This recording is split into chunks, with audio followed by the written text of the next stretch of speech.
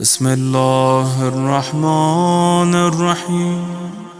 ہمارا عنوان گفتگو ہی یہی ہے کہ ظہور کی طرف ہمیں جانا ہے، عاشورہ سے ہوتے ہوئے جانا ہے، مگر ظہور کا کانسیپٹ ہی کبھی کبھار دیکھا جاتا ہے اہل تشیع ہیں، الاجل کہہ رہے ہیں ظہور کا کانسیپٹ ہی کلیئر نہیں ہے۔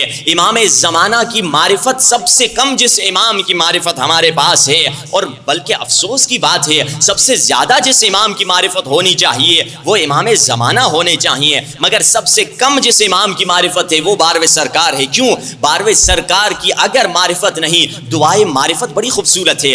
غیبت کے زمانے میں کہتے ہیں یہ دعا پڑھا کرو، ہر نماز کے بعد مشترکہ تعقیبات میں سے یہ ایک نماز ہے جس کا نام ہی ہے دعائے معرفت۔ وہ کون سی دعا؟ اکثر شاید آپ پڑھتے ہوں گے جو شروع ہی ایسے ہوتی ہے۔ آیت اللہ جوادی عاملی کہتے ہیں یہ دعا دوسری دعاؤں سے الگ ہے، یہ بالکل ڈیفرنٹ دعا ہے۔ دعائیں اہل بیت کی سب عظیم ہیں، مگر یہ الگ دعا ہے، یہ گہری دعا ہے، یہ ڈیپ دعا ہے جس میں فرمایا اللہم عرفنی نفسک، خدایا اپنی معرفت عطا فرما، اگر یہ نہیں ملے گی تو رسول کی بھی معرفت مجھے نہیں ملے گی۔ پھر فرمایا عرفنی رسولک، رسول کی معرفت دے دے، اگر یہ نہیں ملے گا تو مجھے حجت کی معرفت نہیں ملے گی۔ پھر فرمایا اللہم عرفنی حجتک، خدایا مجھے حجت کی معرفت دے دے، اگر یہ نہیں ملے گی زللت عن دینی، میں دین سے گمراہ ہو جاؤں گا۔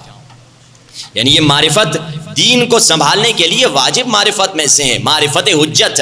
معرفت حجت، افسوس کہ ایک شیعہ اسکول کا میں ایک تجربہ بتا رہا ہوں۔ شیعہ اسکول میں ایک جگہ تجربہ کیا گیا، ایک چٹھیاں دے دی گئی بچوں کو، اسٹوڈنٹس سے، لڑکے تھے، جوان تھے، یعنی سیکنڈری اسکول تھا، جن بچوں کو سمجھ ہوتی ہے، ان سب سے کہا آپ سب اہل بیت کے چاہنے والے الاجل آپ بتائیے کب چاہتے ہیں امام زمانہ کا ظہور ہو؟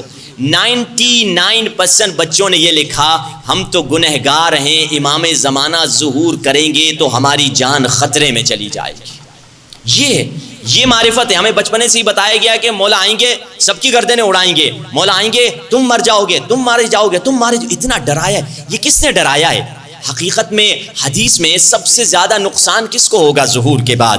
خدا قرآن میں خود آیت ہے کہ شیطان سے خدا نے کہا نکل جاؤ، شیطان نے کہا خدایا انظرنی الی یوم یبعثون، قیامت کے آنے والے دن تک مجھے مہلت دے دے۔ خدا نے کہا نہیں، الی یوم المعلوم، میں تمہیں یوم معلوم تک مہلت دیتا ہوں۔ اور مفسرین اور امام معصوم نے ہمیں بتلایا یوم معلوم سے مراد یوم الظہور ہے، یعنی ظہور کے بعد سب سے پہلے جس کی گردن کٹے گی وہ شیطان ہے، اور شیطان نہیں چاہتا ظہور ہو۔ اسی لیے اہل بیت کے چاہنے والوں کو، خصوصاً الاجل کہنے والوں سے اتنے گناہ کرواتا ہے تاکہ ظہور کی تاخیر ہو سکے۔ ہر گناہ سے ظہور ڈیلے ہوتا چلا جاتا ہے۔ نہ صرف ہم سے گناہ کراتا ہے، ہمارے عقیدے بھی شیطان نے بگاڑ دیے ہیں کہ ہم سمجھتے ہیں امام آئیں گے ہماری گردن اڑائیں گے۔ کیا ہم عدالت کے قائل نہیں ہیں؟ عدالت کے تو خلاف ہے کہ ایسے کیسے مولا کسی کی گردن اڑا دیں گے۔ مولا تو مہربان ہے، ابن شفیق، ایک مہربان باپ کی طرح حیثیت رکھتے ہیں۔ کل آپ نے سنا یا بعد میں آئندہ آ کے سنیں گے کہ باپ کی حیثیت ہے امام معصوم کی، باپ کسی کی گردن اڑا سکتا ہے اپنے بیٹے کی؟ کیسی عجیب۔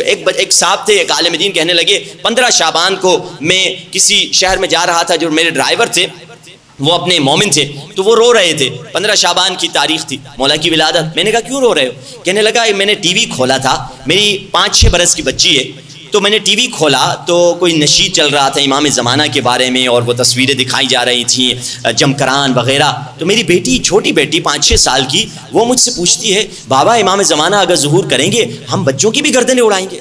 کہا قبلہ میں اس لیے رو رہا ہوں کہ شیطان ہمارے اندر ایسے پینیٹریٹ کر چکا ہے، ایسے گھس چکا ہے، چھوٹا بچہ ہے 6 برس کا، وہ سمجھ رہا ہے امام آئیں گے تو گردنیں ہی اڑیں گی۔ یہ کہاں سے؟ اور اکثر روایتیں جعلی روایتیں یا ضعیف روایتیں ہیں جن میں بتایا گیا ہے مولا اتنا خون بہائیں گے، یہ کریں گے، یہ کریں گے۔ اکثر روایتیں جعلی ہیں، اور کس نے گھسائی ہیں؟ شیطان نے گھسائی ہیں یہ روایتیں، تاکہ ظہور امام جتنا ہو سکے ڈیلے ہو سکے، جتنی تاخیر ہو سکے۔